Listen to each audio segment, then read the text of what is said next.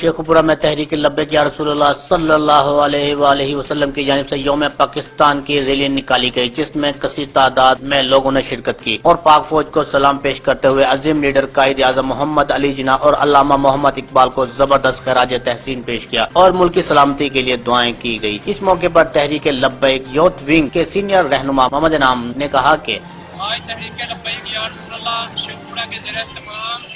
یوم دفاع پاکستان ریلی کا انعقاد کیا گیا اور حضور کی بلاس حزب مجاہدین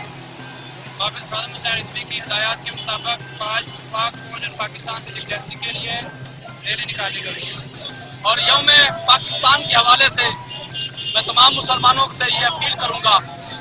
کہ پاکستان جس بنیاد پر بنا تھا وہ نظریہ پاکستان یہ تھا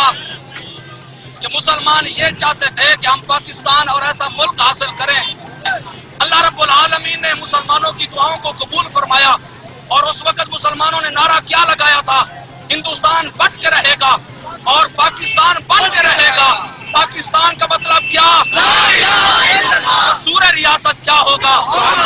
اس وقت اور اس مشن کو لے کر آج تحریک لبیک یا رسول اللہ چل رہی ہے اور پاکستان جس نظریے پر بنایا گیا تھا اور وہ نظریہ بھی یہی تھا کہ پاکستان کا مطلب کیا، اور آج بھی تحریک لبیک یا رسول اللہ جس منشور پر چل رہی ہے وہ بھی یہی نظریہ ہے کہ ہم پاکستان کے اندر نظام مصطفیٰ چاہتے ہیں۔ اور قدم بڑھاؤ، ہم تمہارے ساتھ، اور قدم بڑھاؤ، ہم تمہارے ساتھ، باقر و دعویٰ جان الحمدللہ۔ یا رسول اللہ کرم کیجئے خدا کے واسطے، یا رسول اللہ۔ کیمرہ مین فیاض سرور، کیمرہ وسیم اسلام، راز نیوز، شیخوپورہ۔